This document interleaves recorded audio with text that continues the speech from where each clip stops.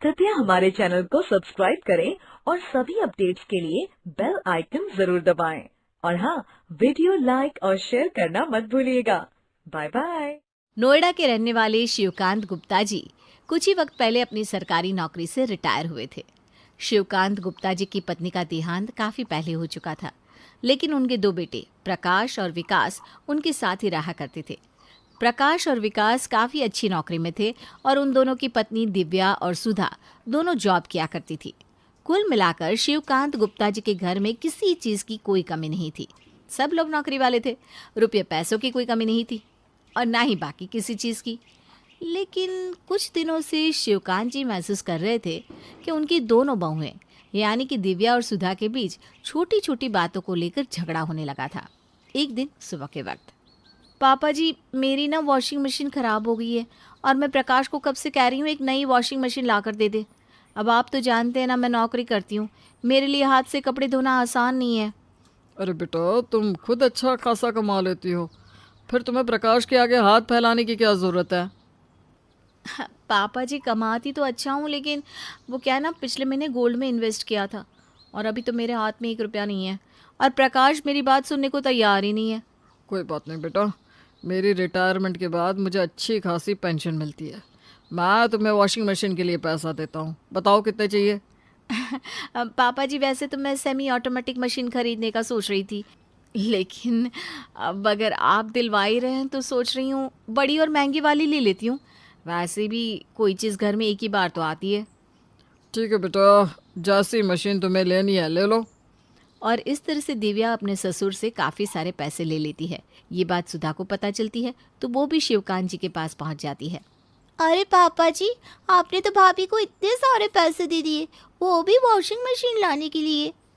हाँ बेटा, उससे ज़रूरत थी, और वैसे भी मैं भी अपनी पेंशन का क्या करूँगा, सारे पैसे बैंक में ही तो जमा हो जाते हैं। पापा जी वैसे आपको नहीं लगता आपने गलत किया? क्यों बेटा, ऐसा मैंने क्या गलत कर दिया? अपनी बहू को पैसे दिए हैं और वो भी घर की कुछ चीज़ लाना चाहती है इसलिए। पापा जी अब आपको पेंशन मिलने लगी है, आपको जब भी पैसे देने हैं आपको बराबर से दोनों बहुओं को देने चाहिए। आप भाभी को वॉशिंग मशीन दिला रहे हैं और मुझे कुछ नहीं। अरे लेकिन अगर तुम्हें ज़रूरत ही नहीं है तो मैं तुम्हें कुछ दिलवा कर क्या करूँगा? तभी वहाँ पर दिव्या आ जाती है। अरे सुधा, पापा जी ने मुझे ज़रा से पैसे क्या दे दिए, तुम तो यहाँ पर बातें बनाने आ गई। भाभी मैं ना आपकी सब चालाकी समझती हूँ। आप और भैया इतने पैसे कमाते हैं, आप अपने पैसों से कुछ क्यों नहीं खरीद लेते? आपको पापा जी से पैसे लेने की ज़रूरत क्यों पड़ गई? ये बात तुम्हें मैं भी तो कह सकती हूँ, तुम और देवर जी भी तो अच्छा खासा कमाते हो, फिर तुम क्यों पापा जी से पैसे लेने आई हो? वो ना मेरा हक बनता है। अब घर की एक बहू अपने ससुर से पेंशन के पैसे लेगी तो दूसरी चुप थोड़ी ना बैठेगी।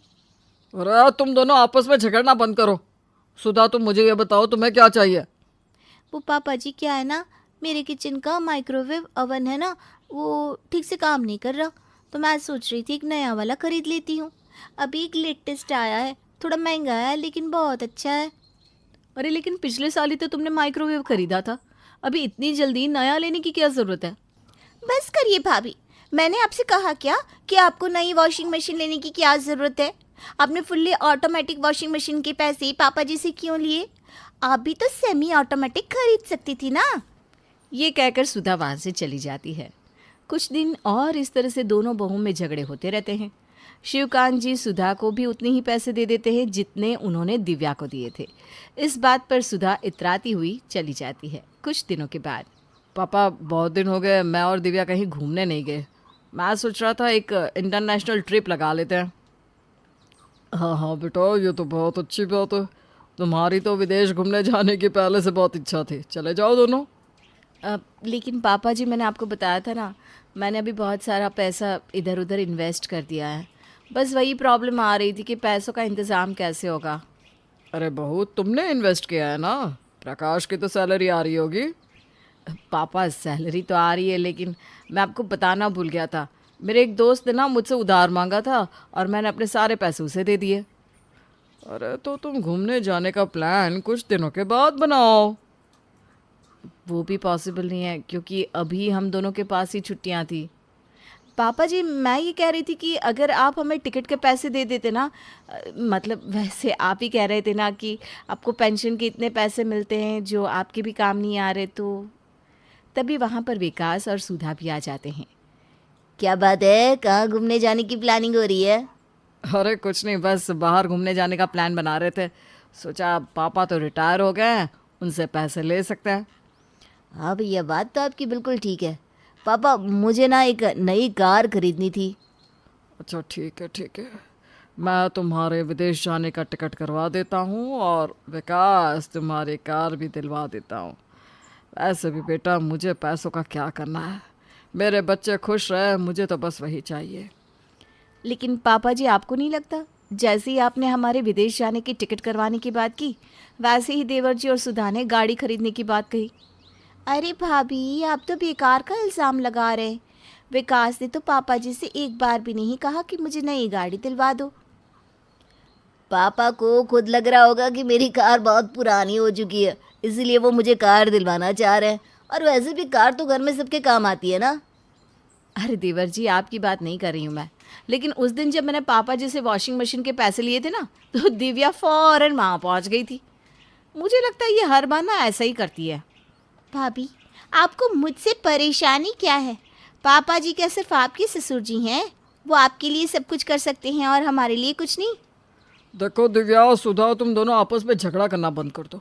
मुझे किसके लिए क्या करना है मैं अच्छी तरह से जानता हूँ। मुझे जिससे जो देना है वो दे दूंगा। और इस तरह से शिवकांत जी अपने बड़े बेटे प्रकाश के विदेश जाने के और छोटे बेटे की गाड़ी के लिए पैसे दे देते हैं।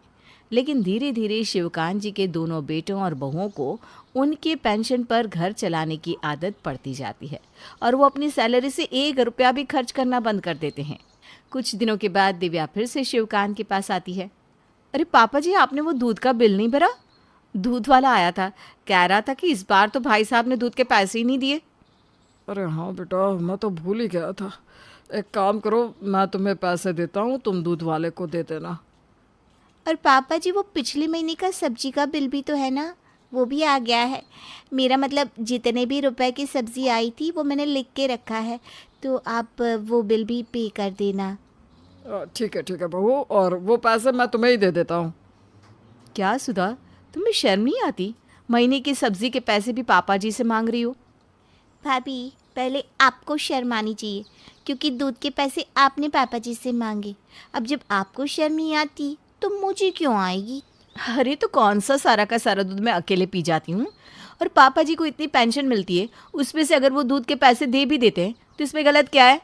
लेकिन पहले तो अपने सारे खर्चों के बिल आप खुद भरा करती थी ना, अब क्या हो गया?